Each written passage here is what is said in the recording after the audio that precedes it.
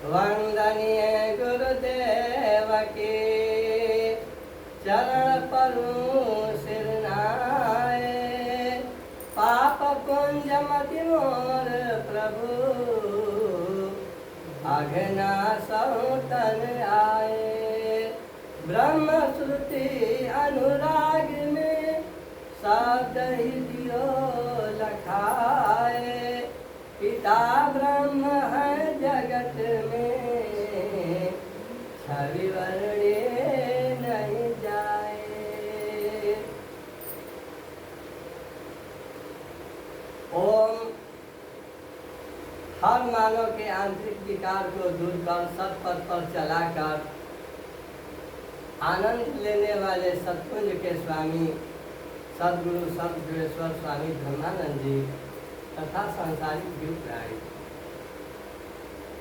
यह धरती जब भी पाप से बोझिल हो जाती है, दुष्टों की दुष्टता से यह धरती कांपने लगती है, अत्याचार भ्रष्टाचार व्यभिचार जब बढ़ जाती है तो मानव ही नहीं देवताओं को भी अति कष्ट होने लगता है। तो मानव और देवता दोनों मिलकर परमात्मा से निवेदन करते हैं कि हे गुरुदेव, हे प्रभु, हे परमात्मा, हे स्वामी, आप इस धराधाम पर आए और हम लोगों का कष्ट दूर करें। तो मानव और देवता की पुकार सुनकर हम जिन्हें ब्रह्म कहते हैं, गुरु कहते हैं, परमात्मा कहते हैं, शिव कहते हैं, वे इस धराधाम पर मानव तन में आते हैं और अनेक रूप धारण करते हैं।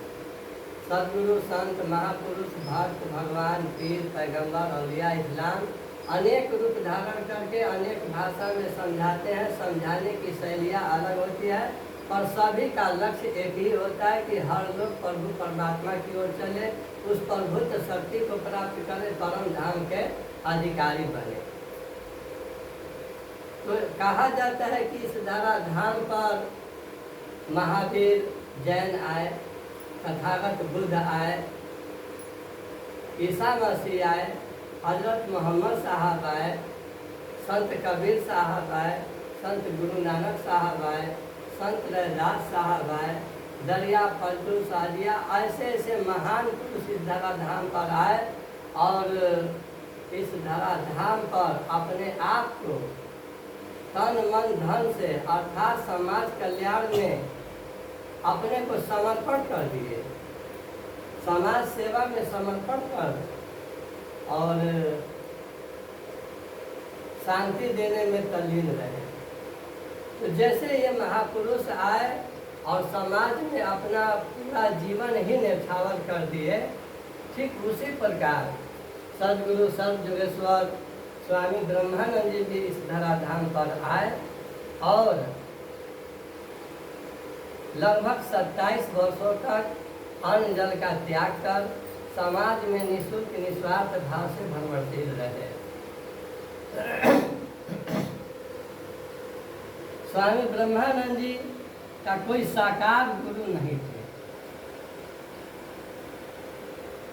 उनके अंदर जो डायरेक्ट शक्ति आई, यानी हम लोग के दृष्टि में वो डायरेक्ट गुरु रूप में पैदा हुए, उनका कोई साकार गुरु नहीं थे। वो बता रहे थे कि हमारे अंदर वो डायरेक्ट शक्ति आई और लेकर चल दी है। लोग के कहने के, यानी उनका गुरु कौन हुए, तो डायरेक्ट जो है वो शक्ति आकर वो कहिए परमात्मा कहिए या जो कुछ कहिए, वो डायरेक्ट मतलब कि प्रभुत्व शक्ति आकर काट ली है। तो लेकिन इस साकार संसार में कुछ लोग का कहना हुआ कि लाख अंदर से शक्ति आ जाए, लेकिन अलग से गुरु मंत्र लेना जरूरी है, बिना गुरु का ज्ञान नहीं होता है। हालांकि जिनको डायरेक्ट परमात्मा अंदर में आ गए तो अब अलग से उनको क्या गुरु बनाना है, लेकिन लोगों के भावना के आधार पर बात सुनकर स्वामी जी बोले कि अभी तक तो हमको विश्व में कोई गुरु मतलब कि वैसा कोई नहीं दिखाई दे रहा है कि हमको मतलब कि हम उसका गुरु मतलब हमको गुरु बना ले, मतलब हम उससे गुरु मंत्र ले लें, उसका हम गुरु हो जाए, शिष्य बना लें। लोग के कहने के आधार पर जिसको जिसको महान कहा जा रहा था, स्वामी जी वहाँ पर समय दिए, लेकिन जाने के बाद वे लोग सिलेंडर बोल गए कि इनकी जो तपस्या का वेग, साधना का वेग जो चल रहा है, हम लोग के समझ के बाहर बात है, और हम लोग शिष्य कहाँ से बनाएंगे। लोग जब बोलते थे तो स्वामी जी कहते थे कि तुम लोग ढूंढो, जहाँ देख रहे हो जो महान पुरुष दिखाई देते हो, या तो हमको वहाँ ले चलो या हमारे यहाँ लाओ, तो हम गुरु मान लेंगे। लेकिन कोई मिला नहीं। अपने आप उनके अंदर शक्ति आई और वो चले। उनके माध्यम से बहुत लोगों का कल्याण होने लगा। कल्याण के नाम पर लोग पीछा किए। धीरे धीरे धीरे बहुत लोग मानने वाले हो गए। तो पहले तो सांसारिक कल्याण के लिए जुटे, लेकिन बाद में आत्मिक ज्ञान के लिए भी जुटने लगे।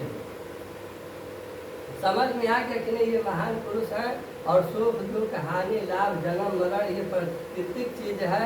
ये क्षय जो है चीज है, ये प्राकृतिक चीज है, इसको आना जाना लगा ही रहता है। तो हम लोग अब गुरु के शरण में जाकर कुछ ऐसा बात सीखे, ऐसा बात सुने, ऐसा बात समझे कि जिससे जीवन महान हो, आगे आने वाला पीढ़ी दर पीढ़ी में सुधार हो, हमारा संस्कार बदल जाए। कोई के अंदर आया कि हम भजन भाव भक्ति में आ जाए। तो इस तरह से उनके पीछे बहुत से चला।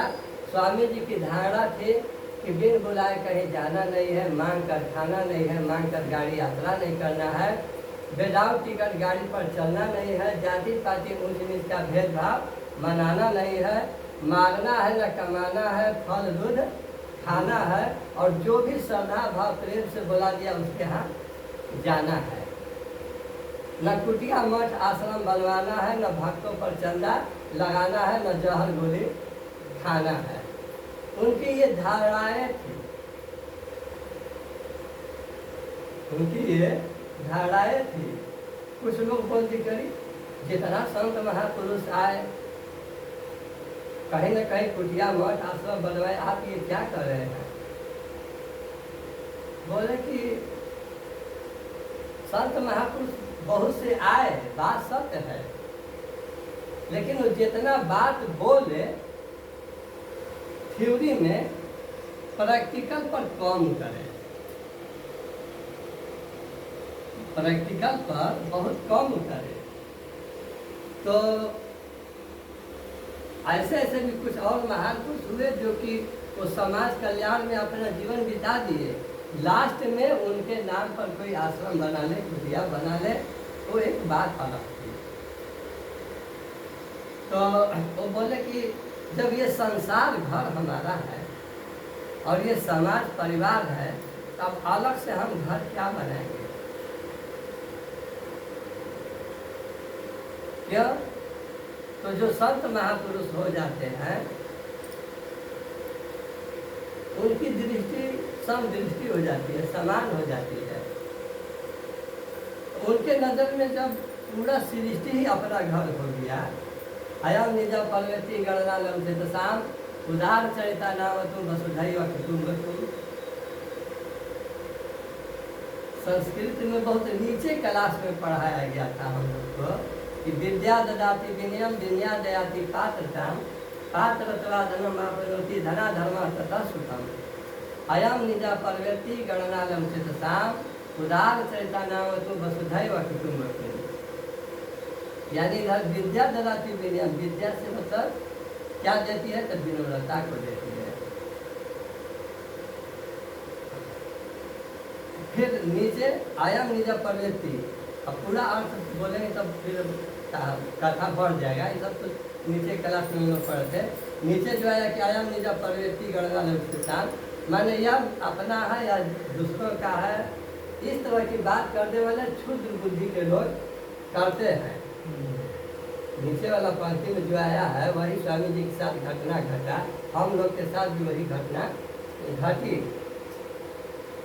कि यह अपना है या दूसरों का है, क्षुद्र बुद्धि के लोग करते हैं। जो उदारवान होते हैं, जो चरित्रवान होते हैं, उनके लिए तो पूरा धरती ही वसुधैव कुटुम्बकम, पूरा धरती ही अपना घर है। तो वही दृश्य स्वामी जी के सामने आ गई थी। तो स्वामी जी के जो अपना प्रॉपर्टी था वो भी भाई लोग ने दान कर दिए, और उसके बाद मुहे ले चलो जी, मुहे ले चलो जी, निकल गए थे। और धारणा उनका यही हो गया कि बिन बुलाए कहीं जाना नहीं है, मांग कर खाना नहीं है। तो बोले कि देखो कुटिया अगर हम बना लेते हैं, हम कह रहे हैं कि हमारा संसार घर है, और जब कुटिया बना लेंगे तो हमको कहना ही पड़ेगा। कोई पूछेगा कि आपका आश्रम कहाँ है, घर न कहकर कहे कि आश्रम, आश्रम कहिए, घर कहिए, जहाँ हम रह रहे हैं घरे है। लेकिन हम एक भेष बना लिए हैं, चाहे ओरिजिनल चाहे डुप्लीकेट, कहीं भी मड़ई भी डाल लेंगे तो कहा जाएगा कि फलाने महाराज की कुटिया, फलाने महाराज के आश्रम, फलाने महाराज के मठ। भेष बना ले, कोई भी भेष बनाकर एक तो अपना स्थान बना ले किनारे, घर उसको कोई नहीं कहेगा, कुटिया कहेगा, मठ कहेगा। लेकिन आप रहेंगे तो कहेगा कि फलाने वो घर बनैले वालन हो खेतवा में, अपन वही अपन रहेलन, खेत बाड़ी देखत रहेलन। तो स्वामी जी का कथन हुआ कि हम अगर बना लेते हैं, कोई पूछेगा कि आपका मकान, महाराज जी आपका घर, हम कहेंगे कि अरे हमारा संसार घर है, तो झूठ हो जाएगा, झूठ हो जाएगा। कहना ही पड़ेगा कि नहीं हमारा आश्रम भगवा में है, हमारा आश्रम पटना में है, हमारा आश्रम दिल्ली में है, तो कहना ही पड़ेगा। तो जब कह रहे कि हमारा तुम्हारा, तब फिर अब महानता वाली हिसाब गया। और जब कुटिया बनाएंगे वहाँ पर एक जरूर चुनकर कोई शिष्य रखेंगे, तो परिवार हो गया। कुटिया हो गया घर, और शिष्य चुनकर रख दिए रहने के लिए, तो हो गया परिवार। तो अब वो बोले कि न कुटिया मठ आश्रम बनवाना है, न जहर बोले खाना है। इस बात पर क्यों बोले, आप लोग देख रहे हैं जगह जगह जितना बड़ा बड़ा मठ आश्रम है, टाटा महाराज जी के जहर दे देलन जा, और महाराज जी के गोलिए लोग मार दिए, मुंह पहले से बाय हुए हैं एकदम। हाँ, कि महाराज जी कब शरीर छोड़े तो हम वहाँ का महान बने। लेट हो रहा है, तो कौन ऐसा दिमाग लगाए, बुद्धि लगाए कि महाराज जी जल्दी सीट खाली करें। तो सीट खाली करने के लिए महाराज जी हमारे हाथ से दूध पिएबे करेगा, डाल दे वो सेल खास, हमके समझलन खास, अब पी लिए तो छोड़ दिए इनका आस, हो जी सत्या नाश, हमार पूरा हो जी आस। सब कहबे करेला कि गुरु जी के हमनी दास। हाँ, तो यानी अब पहले से मुँह बाय हुए हैं, महाराज जी के देरी भर, और देखा था कि जहर वहर पियाए के भी व्यवस्था नहीं थे, पियाई तो पकड़ा जाए, गोलिए मारे वाला हिसाब लगाता, और नहीं तो गाड़ी पर चलो तो नहीं एक्सीडेंटे कराता, कौनो एगो बहाना लगावा का तो स्टेरिंग फेल कर गए, ये हो गए, बहाना लगा ले हो गए ना। काहे कुटिया मठ आश्रम पर जब बन जाएगा, वहाँ पर एक से कोई मेहरारू छोड़कर जाएगा, कोई कैसे मुकदमा में फंसा हुआ है, मर्डर किया हुआ है, वहाँ पर जाकर भेष बनाकर सोचेगा कि हमारा यहाँ पर जान बच जाएगा। आप लोग इस बात पर ध्यान दीजिएगा कि एक साधु भेष ऐसा है, साधु भेष एक ऐसा है कि एक से एक चोर, एक से एक डकैत, एक से एक बदमाश, एक से एक क्रिमिनल आकर इसमें छिप जाएंगे। ये ऐसा एक भेष है कि सबको अपने में छिपा लेता है, जगह दे देता है, स्थान दे देता है, और सब छिप जाएगा, लुका जाएगा इसमें एकदम। एक से जितना खतरनाक है, इस साधु ऐसा एक भेष है कि अपने छिपा लेता है। लेकिन यही बात है, छिपा तो लेता है।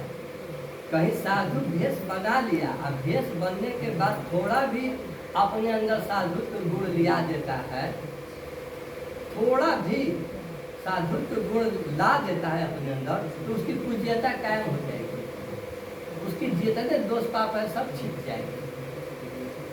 लेकिन कहा जाता है कि सियारा हुए भेष बदल लेता, यानी इस साध्वी लाइन में आने के बाद भी कहीं 3-5 करना शुरू किया। धारा अगर भेष पहन कर कहीं धारा बदलना चाहा तो न घर का होगा न घाट का होगा। वही कहा गया कि साधु का हवन कठिन है, जैसे पेड़ खजूर, चढ़े तो चाखे प्रेम रस, गिरे तो चखना चूर। यानी सदगुरु का कथन है, यदि तुम साधु का भेष पकड़ लिए हो तो कुछ साधना अपने अंदर दिखा दो, तब तक तो तुम बच सकते हो। शरण में ले लिए, जगह दे दिए तुमको, लेकिन इसमें आने के बाद अगर 3-5 करोगे तो फिर तो कहाँ फेंकाओगे, कहाँ जाओगे, इसका कोई पता नहीं, फिर जगह नहीं मिलेगा। देखे ना, बहुत से लोगों का नाम आया, कहा था फलाने महाराज एकदम हेलीकॉप्टर से उठते हैं, 4-4 लाख 5-5 लाख 10-10 लाख रुपया उनका फीस है प्रवचन देने का। भीड़ लग रही है, भीड़ टूट पड़ी हुई है। कहा था महाराज जी आज जेल के कटघरे में,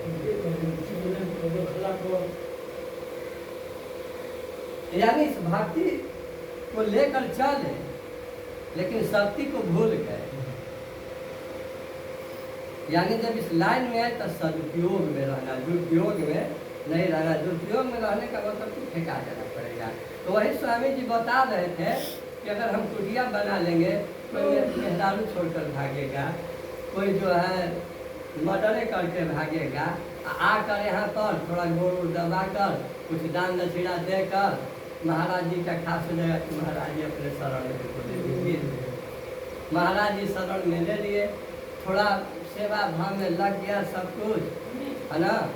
लेकिन उसके अंदर ज्ञान नहीं आया, बचने के लिए वहाँ पर गया है, किसी को बचाने के चक्कर में नहीं है, तो ज्ञान उसके अंदर आया नहीं है, लोभ लालच बना हुआ है। तब लोभ लालच जब तक बना रहेगा तो उसके अंदर त्याग आएगा नहीं, और त्याग नहीं आएगा तो सपना रहबे करेगा कि महाराज जी कब मरा तो हम गद्दी पर बैठे, तो अंदर में ही बनना है। तो अब इस बात पर ध्यान देना है, तो इसी बात पर स्वामी जी बोले कि भाई आज जब तक त्याग नहीं आएगा, जब त्याग तपस्या उसके अंदर रहेगा तभी जो है वो कुछ महान बन सकता है, नहीं तो बस वही लालच रहेगा, लालच बस तो महाराज जी को जहर देगा या मारेगा। इन सभी बातों को लेकर स्वामी जी इस बात को कहे कि हटा दो कुटिया, उस कुटिया से हटको हटाओ, कुटिया खुद शरीर में कुटिया है, इसमें अपने आप को कूट देना है, इसमें अपने आप को कूट देना, जितना कूटते बनो उतना कूटते। क्या चीज कूटना है भाई? अपने हर इंद्रियों को कसौटी पर कसने का नाम ही कूटना है। आंख रहते हुए आंख से हमको देखना है, आंख से देखना है, लेकिन कौन अपना है और कौन पराया है। अपना जो है अपनाना है, पराया जो समझ में आ रहा है। कान लिए कान से सुनना है, लेकिन जो प्रिय बाड़ी है, अच्छा बाड़ी है, सुनने जो उसको हम सुनेंगे, जो गलत समझ में आ रहा है उसको छोड़ देंगे। नाक से सुगंध लेने के लिए बना है, आँख अच्छा चीज देखने के लिए बना है, कान अच्छी बात सुनने के लिए है, नाक से सुगंध लेना है, दुर्गंध नहीं लेना है, ये मुंह मिला है प्रिय वाणी बोलने के लिए, और जीभ मिला है स्वाद के लिए। और ऐसा स्वाद के चक्कर में मत पड़ जाओ कि बर्बाद हो जाए। तो ऐसा स्वाद के चक्कर में नहीं पड़ना है कि बर्बाद हो जाए। इन सभी बातों पर विशेष रूप से ध्यान देना है। हाथ मिला है परोपकार के लिए, एक दूसरे के रक्षा के लिए। यदि इस हाथ से भक्षा करते हैं गड़बड़ हो जाएगी। तो सदगुरु सर्वज्ञ स्वामी ब्रह्मानंद जी इस धराधाम पर आए और लोगों को चेतावनी दिए सरल भाषा में। राम रामायण गीता पुराण ये सब जाने सकल जहान। राम रामायण गीता पुराण की बात तो बहुत कहने वाले मिले, कहते कहते वो भी मर गए, सुनने वाले भी मर गए। बहुत दोहा, बहुत चौपाई, मंगल भवना मंगल हारी दलों तो दशरथ अजर बिहारी, पूरा चौपाई पढ़े। एकदम शुरू किए तो ओम जय जगदीश हरे कपूर गौरम करुणावतारम संसार सारम गुरुन्द्रहम, यानी दुर्गा चालीसा, हनुमान चालीसा। वो सोच रहे कि खूब हम पढ़ लें। स्वामी जी बोले कि सब पढ़ते पढ़ते खत्म हो जाओगे, तुम्हारा रास्ता क्लियर नहीं हो, मर जाओगे, कभी ज्ञान रूपी प्रकाश खुलेगा ही नहीं, अंधा के अंधा ही रह जाओगे, अंधकार में ही रह जाओगे। किसी महान पुरुष के शरण में जाओ और उसे ज्ञान लेकर अपना जीवन बनाओ। स्वामी जी बताते थे, पता नहीं हनुमान जी लंका फूके थे कि नहीं फूके थे, हम देखते नहीं किए, काहे तो हम झूठिया का कहानी कहते चले, बढ़ते चले। अरे मनुष्य क्यों इस धरती पर आए हैं, उनका कर्म क्या है, उनका व्यवहार क्या है, मनुष्य अपने को पहले पहचाने। राम के कथा न गाए, राम बनने की कोशिश करे। कृष्ण की कथा न गाए, कृष्ण बनने की कोशिश करे। बुद्ध की कथा न गाए, बुद्ध बनने की कोशिश करे। बनने की कोशिश के मतलब कि जो महान पुरुष आए इस धरती पर, वो क्या हमको उपदेश दिए, क्या ज्ञान दिए, उसको अपने हृदय में बैठा कर कि वो भी तो किसी के पुत्र थे, हम भी ऐसा काम करें कि हम भी आगे बढ़े। वही स्वामी जी बताते थे कि मेहनत से कमाओ, प्रेम से खाओ, प्रभु का गुण गाओ, सेवा में समय बिताओ, परम धाम को जाओ। इसके आगे विशेष मत गाओ, नहीं तो फेल कर जाएगा तुम्हारा दाव। यहाँ पर कहाँ आया दुर्गा चालीसा, हनुमान चालीसा? यहाँ पर कुछ आया? कहीं रामायण गीता की बात आया? मेहनत से कमाओ, प्रेम से खाओ, प्रभु का गुण गाओ, सेवा में समय बिताओ, परम धाम को। सरल सूत्र, बिना सूत्र बिना नियम का कोई कार्य नहीं होता। रोड पर आपको चलना है, उसका भी कोई नियम है। चलना है बाएं, आप चलना शुरू कर दीजिए, दाएं देखिए घटना घट जाएगी। 10 लाख की गाड़ी हो, 50 लाख की गाड़ी हो, हमका उसका कोई नियम कानून नहीं मालूम है, द्वार पर रहते जो है वो सड़ जाएगा, कोई काम नहीं देगा। क्या तो फलाने रहलन हो 200 बीघा के काश्तकार, फलाने गुजर गए लड़कवा बालसन तो पिए खाए में कुल उड़ावत बालसन, है ना। क्या तो 10 बीघा बचल था, यानी 10 बीघा बचने के बाद भी उसको पता नहीं है कि इसमें कैसे जोताई कोड़ाई बोआई किया जाता है। 10 बीघा खेत रहते हुए भी वो गरीब बना हुआ है।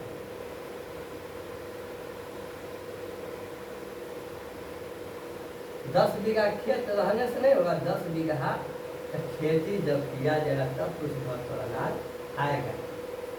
तो वही स्वामी जी बताए कि अपने आप को पहचानो, अपना खान पान शुद्ध, बोल वचन शुद्ध, रहन सहन शुद्ध, व्यवहार शुद्ध, विचार शुद्ध, ये सब करके चलते हो तभी तुम्हारा जीवन सही होगा। तुम्हारा जीवन महान बनेगा।